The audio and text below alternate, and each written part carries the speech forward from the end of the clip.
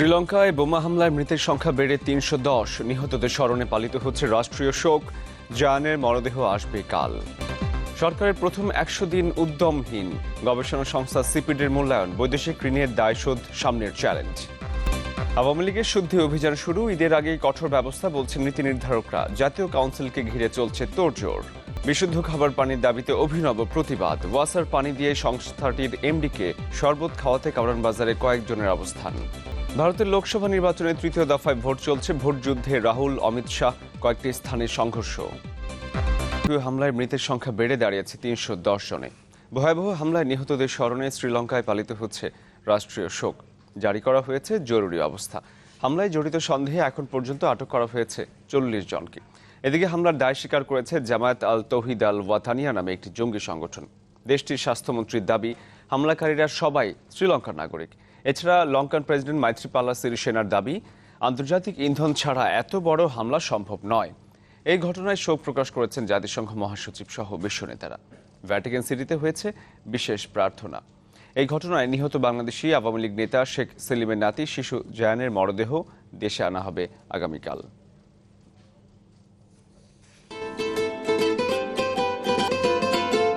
দর্শক, রাজধানীর বনানীতে শেখ সেলিমের বাসার সামনে থেকে আমাদের সাথে যোগ দিচ্ছেন সহকর্মী ফয়সাল হোসেন। ফয়সাল, জায়ানের মরদেহ আগামীকাল তো আসার কথা, তো কখন নাগাদ দেশে এসে পৌঁছবে, এ বিষয়ে বিস্তারিত কি তথ্য আপনার কাছে আর রয়েছে?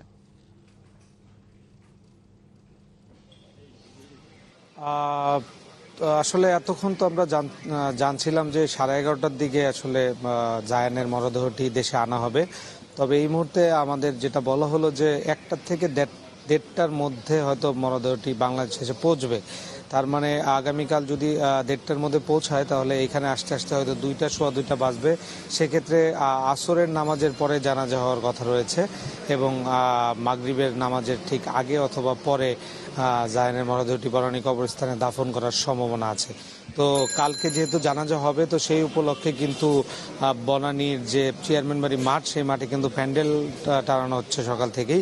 এছাড়া আমরা দেখেছি পর্যাপ্ত চেয়ার বা যেসব সরঞ্জাম আসলে প্রয়োজন হয়, যেহেতু জায়ানের জানাজায় ধারণা করা হচ্ছে অনেক বেশি মানুষের সমাগম হবে, সেহেতু ওইভাবে আসলে প্রস্তুতি নিচ্ছে আইনশৃঙ্খলা বাহিনী এবং পরিবারের সদস্যরা। এছাড়া আমি বাসার সামনে আছি, সকাল থেকে পরিকল্পনা মন্ত্রী, আইনমন্ত্রী তারানা হালিম এসেছিলেন, তিনিও উপমন্ত্রী ছিলেন।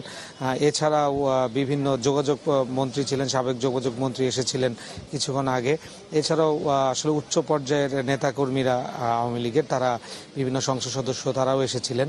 তারা সবাই আসলে শেখ সেলিমের সাথে দেখা করেছেন, কথা বলেছেন এবং সহমর্মিতা জানিয়েছেন এই দুঃখজনক একটি ঘটনার জন্য।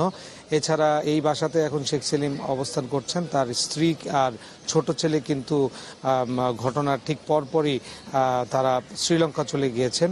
এছাড়া জায়ানের মা শ্রীলঙ্কায় আছেন এবং জায়ানের বাবা কিন্তু খুব আহত অবস্থায় হাসপাতালে ভর্তি আছেন। আমরা যতটা জেনেছি তার একটি অপারেশন করা হয়েছে, আর একটি অস্ত্রোপচার ফয়সাল, আপনার কাছে আরেকটি বিষয় আমি জানতে চাই, সেটা হচ্ছে জায়ানের বাবার সবশেষ তথ্য আপনার কাছে রয়েছে কিনা? এর আগের ঘন্টায় আপনি জানিয়েছিলেন যে পরিবারের পক্ষ থেকে এখন পর্যন্ত কিছু জানানো হয়নি, কোনো তথ্য আপনি সংগ্রহ করতে পেরেছেন কিনা? আমি আপনাকে সেটাই বলছিলাম যে জায়ানের বাবা আর শারীরিক অবস্থার আশঙ্কাজনক অবস্থায় আছেন। আমরা যেটা জেনেছি, পরিবারের পক্ষ থেকে আমাদের কিছু বলা হয়নি, আমরা আসলে বিভিন্ন মাধ্যমে বিভিন্ন তথ্য পাচ্ছি। তো জায়ানের বাবার তথ্যটি হচ্ছে তার একটি অস্ত্রোপচার করা হয়েছে, আজকে আরেকটি অস্ত্রোপচার করা হতে পারে। তার পায়ের দিকে একটি গুরুতর আঘাত আমরা শুনেছি, তবে সবকিছুই আসলে শোনা। যেহেতু তিনি শ্রীলঙ্কার হসপিটালে চিকিৎসা নিচ্ছেন, হয়তো আগামীকাল যদি শ্রীলঙ্কা থেকে জায়ানের মরদেহের সাথে যখন আরও তার আত্মীয় স্বজন আসবে, তখন হয়তো পুরোপুরি বিষয় জানা যাবে কি অবস্থা। ফয়সাল, আপনাকে ধন্যবাদ। দর্শক, ফয়সাল হোসেন রাজধানীর বনানী থেকে আমাদের সাথে যোগ দিয়েছিলেন। রাজধানীর কূটনৈতিক এলাকা জালান কেবানজাসানে বাংলাদেশ হাই কমিশনের নতুন একটি চ্যান্সেলরি ভবনের ভিত্তিপ্রস্তর স্থাপন করেছেন প্রধানমন্ত্রী শেখ হাসিনা। স্থানীয় সময় সকালে এই কর্মসূচিতে যোগ দেন তিনি। পরে রয়্যাল রিগালিয়া মিউজিয়াম পরিদর্শন করেন প্রধানমন্ত্রী। আজ রাত 7:45টায় বাংলাদেশ বিমানের একটি বিশেষ ফ্লাইটে দেশে ফেরার কথা রয়েছে প্রধানমন্ত্রীর। গেল রোববার 3 দিনের রাষ্ট্রীয় সফরে ব্রুনাই পৌঁছান শেখ হাসিনা। সফরে দেশটির সুলতানের সাথে দ্বিপক্ষীয় বৈঠক করেন প্রধানমন্ত্রী। দুই নেতার উপস্থিতিতে সই হয় মোট 6টি সমঝোতা স্মারক। যোগ দেন বাংলাদেশ ব্রুনাই বিজনেস ফোরামের উদ্বোধনী অনুষ্ঠান সহ বেশ কিছু কর্মসূচিতে। ব্রুনেইয়ে বাংলাদেশ হাই কমিশনের চান্সেরি ভবনে ভিত্তিপ্রস্তর স্থাপন করলেন প্রধানমন্ত্রী শেখ হাসিনা। দেশে ফিরছেন সন্ধ্যায়। শুরু হলো ভোটার তালিকা হালনাগাদ কার্যক্রম। বাড়ি বাড়ি তথ্য সংগ্রহের কাজ চলবে 13 মে পর্যন্ত। রোহিঙ্গা অন্তর্ভুক্তি ঠেকাতে বিশেষ সতর্কতা। কামরাঙ্গীরচরে নিয়মিত গ্যাস না পাওয়ায় বাসা বাড়িতে বেড়েছে সিলিন্ডারের চাহিদা। মান নিয়ে সচেতন মন ক্রেতা বিক্রেতারা। বাড়ছে দুর্ঘটনা ঝুঁকি।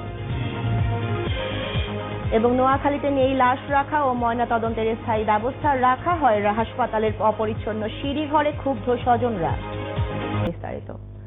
ব্রুনেইয়ে 3 দিনের রাষ্ট্রীয় সফর শেষে আজ দেশে ফিরছেন প্রধানমন্ত্রী শেখ হাসিনা।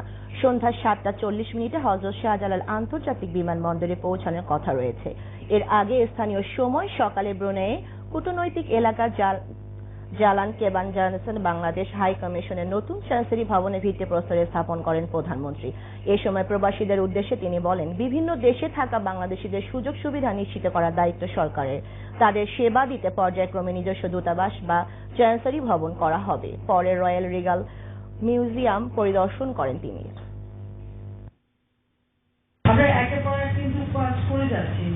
এভাবে সারা বাংলাদেশে যেখানে যেখানে আমার প্রবাসী বাঙালি আছে, বিশেষ করে সেগুলো আমরা অগ্রাধিকার দিচ্ছি। প্রত্যেকটা আমাদের নিজস্ব ভবন হবে, কারণ আমাদের প্রবাসীরাই অর্থ উপার্জন করেন। তারা ফরেন কারেন্সি আমাদের জন্য দেয়। আমাদের যে রিজার্ভ আজকে বৃদ্ধি পাচ্ছে, এটার জন্য আমাদের প্রবাসী বাঙালিদের বিশেষ অবদান রয়েছে এবং বিশেষ করে যারা শ্রমিক শ্রেণী কাজ করে তাদের অবদান সব থেকে বেশি বলে আমি মনে করি। 2021 সালের মধ্যে পায়রা বন্দরের জন্য 2টি টার্মিনাল নির্মাণ করা হবে। প্রকল্পটি দ্রুত বাস্তবায়নে পরামর্শক প্রতিষ্ঠান নিয়োগের লক্ষ্যে পায়রা বন্দর কর্তৃপক্ষের সঙ্গে কোরিয়ার 3টি কোম্পানি চুক্তি সই হয়েছে। সকালে সচিবালয়ে নৌ পরিবহন মন্ত্রণালয়ের সভাকক্ষে এই চুক্তি সই হয়। এ প্রকল্পে 6টি বাঁধ সহ কমপক্ষে 2টি টার্মিনাল নির্মাণ এবং 10.50 মিটার গভীরতার চ্যানেল সংরক্ষণের পরিকল্পনা নেওয়া হয়েছে।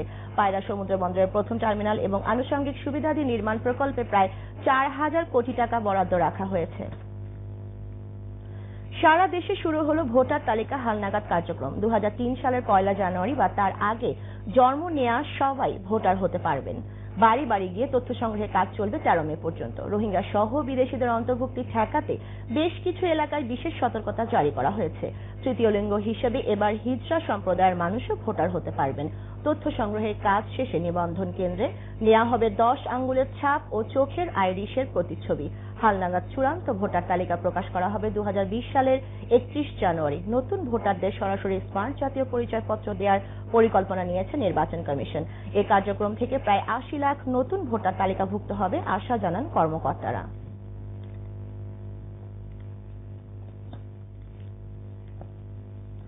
রাজধানীর কামরাঙ্গীরচরে পাইপ লাইনে নিয়মিত গ্যাস না পাওয়ায় বাসা বাড়িতে বেড়েছে গ্যাস সিলিন্ডারের চাহিদা। জীবনের ঝুঁকি নিয়ে অনেকে ব্যবহার করছেন বিপজ্জনক এই সিলিন্ডার। ব্যবহারকারীর পাশাপাশি বিক্রেতাদেরও নেই সিলিন্ডারের গুণমান নিয়ে কোনো ধারণা। তাই ভয়াবহ বিপদের আশঙ্কা থেকে নিজেদের সুরক্ষায় পাইপ লাইন সংস্কার করে দ্রুত গ্যাস সরবরাহ নিশ্চিতের দাবি এলাকাবাসীর। আরো জানাচ্ছেন হুমায়ুন কবির। ঢাকা দক্ষিণ সিটি কর্পোরেশনের সঙ্গে যুক্ত হয়েছে কামরাঙ্গীরচরের 55, 56, 57 নম্বর ওয়ার্ড। এখানকার লোকসংখ্যা 10 লাখেরও বেশি। সব ওয়ার্ডে রয়েছে তীব্র গ্যাস সংকট।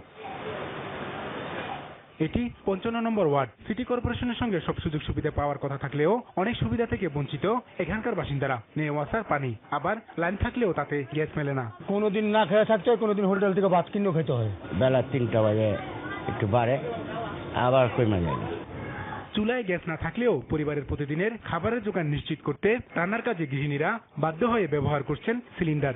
টাইম অনুযায়ী গ্যাসের বিল দিচ্ছি, বাচ্চাদের টাইম মতো টিফিন দিতে পারছি না, সাহেবকে খাওয়া দিতে পারতেছি না। আসলে একটু সমস্যার মধ্যে পড়ে যাবে। টাইম মতো রান্না করতে পারি না বলে গ্যাসের চুলাই লাগাইনি, আমি সরাসরি সিলিন্ডারের চুলা ইউজ করি। সিলিন্ডার গ্যাস আর সিলিন্ডারের চুলা। লাইনের গ্যাস পেলে আমাদের সুবিধা হতো, সিলিন্ডারটা লাগতো না। আর এখন সিলিন্ডার যেভাবে বিস্ফোরণ হচ্ছে সেটা তো আমাদের জন্য অনেক আতঙ্কের। আবার ব্যবহারকারীর পাশাপাশি যারা গ্যাস সিলিন্ডার বিক্রি করছেন তাদের নেই সিলিন্ডারের নিরাপত্তা সম্পর্কিত কোনো ধারণা। আসলে এই জিনিসটা আমরা সঠিকলি বলতে পারবো না, কারণ কোম্পানি মাল বিক্রি করে সেখান থেকে আইনে আমরা বিক্রি করি। টেম্পারেচার কি বা কি আসবে সেটা আমরা বলতে পারি না। গ্যাস নাই বিদায় মনে করেন আমাদের এই বোতল দিয়ে চলতে হয়, আর একটা বোতল 1100 1150 টাকা বিক্রি হয়, এটা 15 দিন যায়। গ্যাস সিলিন্ডার বিস্ফোরণের কারণে অনেকে হতাহত মারা যাচ্ছে। বিভিন্ন কলকারখানা আর বাসাবাড়িতে অবৈধ গ্যাস সংযোগ দেওয়ার কারণে গ্যাসের এই সংকট বলে মনে করেন ঢাকা দক্ষিণ সিটির ভারপ্রাপ্ত মেয়র হাজী মোহাম্মদ নুরে আলম চৌধুরী। কিছু অবৈধ সংযোগ আছে, কিছু কারখানার মাঝে গ্যাসের যে চেম্বার, এই চেম্বারের মাধ্যমে গ্যাস ব্যবহার করা হয়, এই চেম্বারগুলো অবৈধ। তবে গ্যাস সংকট নিরসন সহ বিভিন্ন উন্নয়ন কাজে কার্যকর পদক্ষেপ নেওয়ার কথা জানান তিনি। আমি আশা করি পদক্ষেপ নেব। হুমায়ুন কবির, মোহনা সংবাদ, ঢাকা। কিভাবে এইসব বন্ধ।